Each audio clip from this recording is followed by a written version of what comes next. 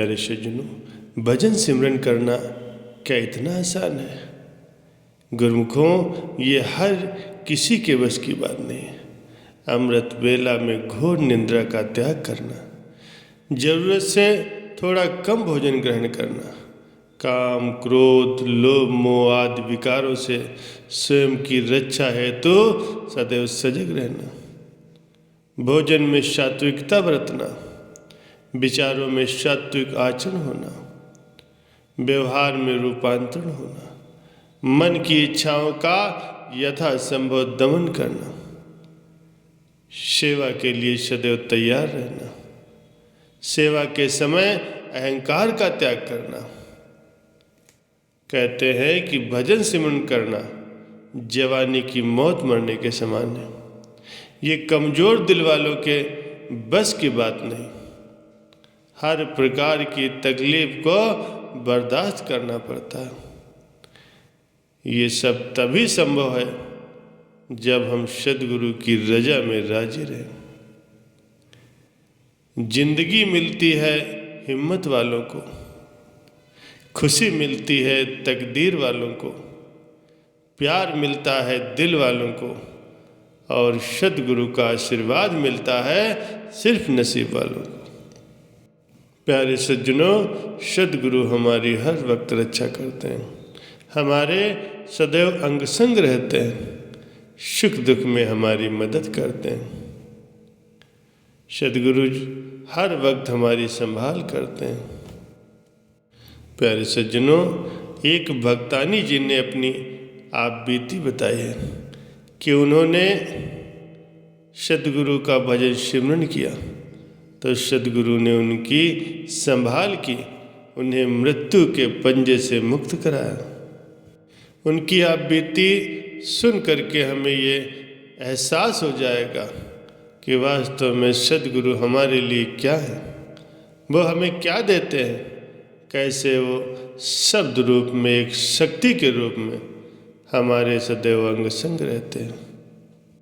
प्यारे सज्जनों, ये भक्तानी बिहार की रहने वाली, अब 2 साल पहले इनकी शादी हुई थी। वो कहती है कि मुझे याद है जब हमारी शादी तय हुई थी तो मेरे ससुराल वालों ने मेरे माता पिता से बहुत कुछ मांगा था और मेरे माता पिता को मजबूरी के कारण देना पड़ा था, क्योंकि अगर वो नहीं देते तो हमारी शादी टूट जानी थी, जो कि मेरे पिताजी नहीं चाहते थे।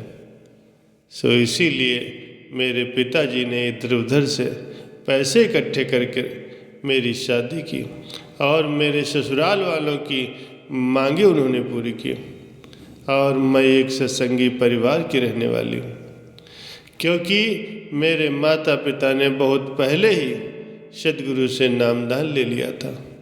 उस समय मेरी उम्र 4 साल की रही होगी। जब उन्हें नाम की बख्शिश हो गई थी तो मैं भी बचपन से रूहानियत से जुड़ी हुई थी, क्योंकि मेरे माता पिता अक्सर गुरु के घर में सेवा करने जाया करते थे, तो मैं भी उनके साथ चली जाती थी। इसी वजह मेरे अंदर भी रूहानियत की तड़प पैदा हो गई थी और मैं भी सेवा करती थी। जब भी मेरे पास समय होता था मैं सेवा पर चली जाती थी और मुझे नाम की बख्शिश भी शादी से पहले ही हो गई थी। मेरा शुरू से ही सद्गुरु पर पूरा विश्वास था और मैं उनके कहे के अनुसार रोजाना भजन बंदगी करती थी। जितना समय बताया जाता है उतना समय सद्गुरु की कृपा से भजन बंदगी को देती थी, क्योंकि मुझे सद्गुरु से प्यार है। मैं इसलिए नहीं बैठती थी कि मुझे अंदर कुछ देखना है, मुझे परमात्मा से मिलना है। मेरे मन में ये सब बातें नहीं थी। मैं तो इसलिए बैठती थी क्योंकि मुझे अपने सद्गुरु पर भरोसा है, अपने सद्गुरु से प्यार है। मैं तो अपने प्यार की खातिर, अपने सद्गुरु के हुक्म के खातिर भजन बंदगी करती आ रही हूँ, क्योंकि हमने कभी परमात्मा को नहीं देखा, लेकिन जो हमारे सामने हमारा सद्गुरु बैठा है वो हमारे लिए परमात्मा है। तो जैसा उन्होंने बताया था वैसा ही सदगुरु की कृपा से करती आ रही हूँ। उसके बाद मेरी शादी हो गई। शादी से पहले मैंने मालिक के आगे बहुत अरदास की, बहुत विनती की कि जहाँ पर मेरी शादी हो वो भी एक सत्संगी परिवार हो, मालिक को मानने वाला हो। लेकिन मालिक की मौज मालिक ही जानता है। लेकिन जहाँ पर मेरी शादी हुई वो कोई सत्संगी परिवार नहीं था, और वो शादी मेरे पिताजी के दोस्त ने करवाई थी, क्योंकि वही हमारे घर वो रिश्ता लेकर आए थे, और वो कोई सत्संगी परिवार नहीं था। तो मेरे पिताजी को वो रिश्ता अच्छा लगा, तो उन्होंने मेरी शादी वहाँ कर दी। और जब मेरी वहाँ पर शादी हो गई तो मैं गुरु घर जाने के लिए तड़पती थी, संगत से मिलने के लिए तड़पती थी, क्योंकि वो माहौल मुझे वहाँ पर नहीं मिल पा रहा था जो मुझे अपने घर पर मिलता था, जो मुझे संगत में जा कर के सुकून मिलता था, वो सुकून वहाँ पर नहीं मिल पा रहा था। लेकिन मैंने अपना भजन सिमरन नहीं छोड़ा। मैं रोज़ाना भजन को समय देती थी, लेकिन मेरे ससुराल वाले मेरे भजन बंदगी को पसंद नहीं करते थे।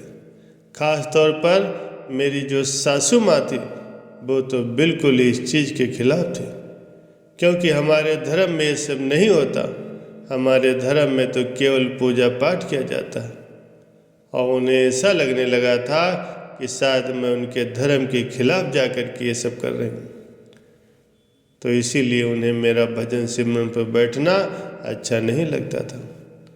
तो वह अक्सर मुझे रोकती थी कि ये सब कुछ करना बंद करो, और तुम्हें हमारे हिसाब से यहाँ चलना पड़ेगा, जैसा हम कहेंगे वैसा ही करना पड़ेगा।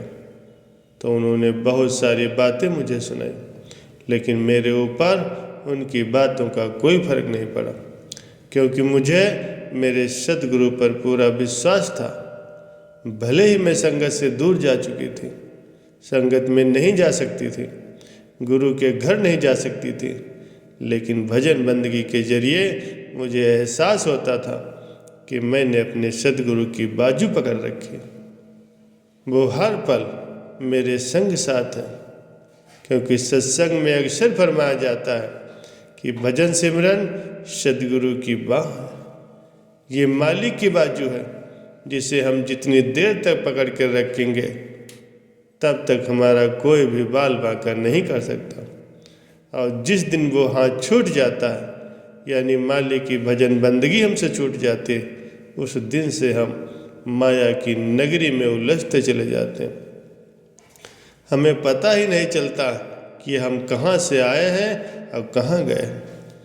इसीलिए तो अक्सर फरमाया जाता है कि अगर हम उस मालिक से जुड़े रहेंगे, अगर हम भजन सिमरन करते रहेंगे, तो वो मालिक हमारा मार्गदर्शन करता रहेगा, हमारी संभाल करता रहेगा, और हम इस माया की नगरी से बचे रहेंगे। और जिस दिन मालिक का हाथ हमसे छूट गया, उस दिन हम उलझनों में पड़ते चले जाएंगे, और एक प्रकार से हम इस माया में गुम हो जाएंगे। हमें हमारी असलियत का कोई पता नहीं रहेगा। प्यारे सज्जनों, भक्तानी जी फरमाती है कि मैंने भजन बंदगी करनी नहीं छोड़ी, ज़्यादा से ज़्यादा समय भजन बंदगी को दिया।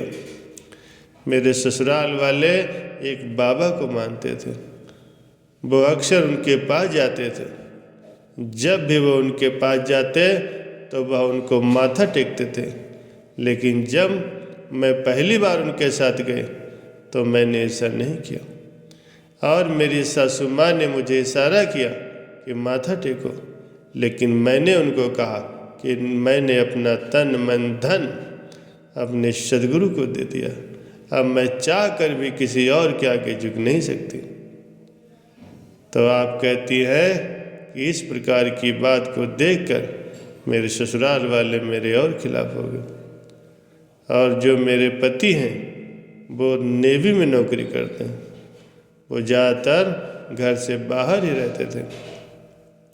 वह कुछ महीनों के बाद घर पर आते थे कि मेरे ससुराल वालों ने खास तौर पर मेरी सासू माँ ने मुझे बहुत परेशान किया, क्योंकि उन्हें ऐसा लगने लगा था कि मैं उनकी बात नहीं मान रही, मैं उनके खिलाफ काम कर रही हूँ। और उन्होंने मेरे माता पिता से और दहेज मांगने की बात कही थी। जब ये बात हुई तो मैंने अपने माता पिता को मना कर दिया। इस बात को लेकर मेरी सासू माँ मेरे और खिलाफ हो गए। वो रोज़ाना मुझे परेशान करती थी, मुझे एक पल भी बैठने नहीं देती थी। उन्होंने मुझे मारने का मन बना लिया था, लेकिन उन्होंने ऐसा इसलिए नहीं किया क्योंकि उन्हें समाज का डर था। वो मेरे पति की दूसरी शादी करवाने के बारे में सोच रहे थे, तो मेरी सासू माँ ने मेरे ऊपर बहुत कुछ करवाने की कोशिश की। कैसे भी इसे पागल बताकर इसे मायके भेजा जाए। तो वो अक्सर पीर बाबाओं के पास भी जाती थी, क्योंकि मैंने खुद एक बार उनको देखा था कि उस दिन मुझे पता चल गया था कि सब मेरे खिलाफ बहुत बुरा कर रहे हैं, लेकिन उनकी किसी भी करनी का मेरे ऊपर कोई असर नहीं हुआ। वो कहती हैं कि जिसको अपने सद्गुरु पर पूरा विश्वास होता है, जो अपने सद्गुरु के भाड़े में रहता है, सद्गुरु के हुक्म में रहता है, सद्गुरु उसका बाल विवाह का नहीं होने देते, हर पल उसकी संभाल करते हैं। बात केवल विश्वास की है।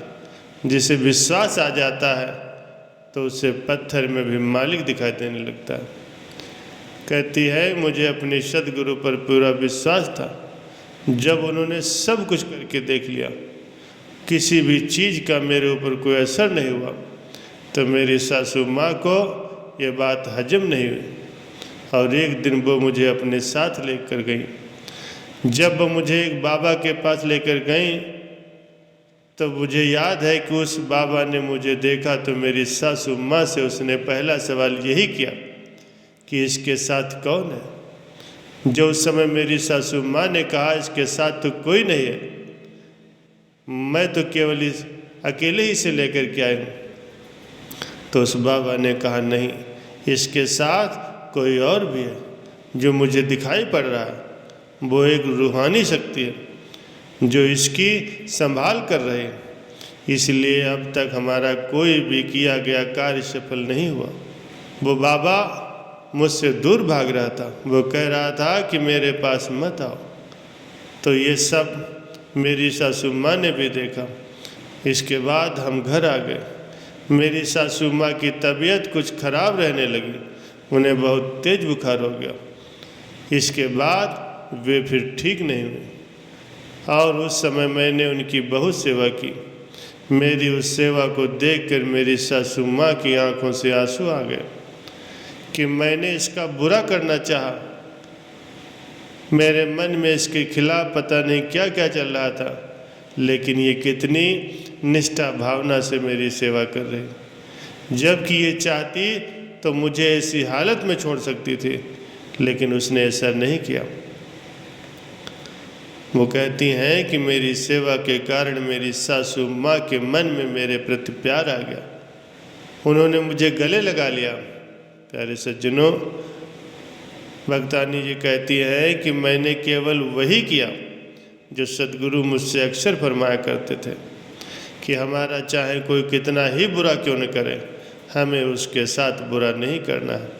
हमें तो अपनी अच्छाई से उसकी बुराई को ख़त्म करना है, और जब उसकी बुराई ख़त्म हो जाएगी तब उसे ऐसा एहसास होगा कि मैं इसका बुरा करना चाहता था, लेकिन इसने मेरे साथ ऐसा नहीं किया।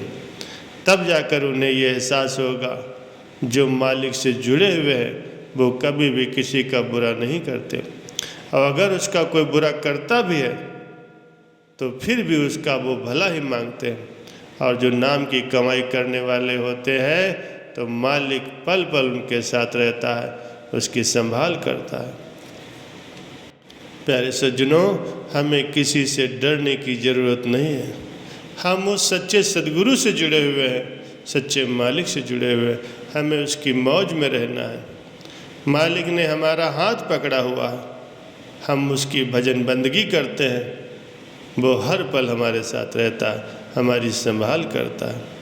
हमें उस पर विश्वास करना है और बिना नांगा किए भजन बंदगी करनी है।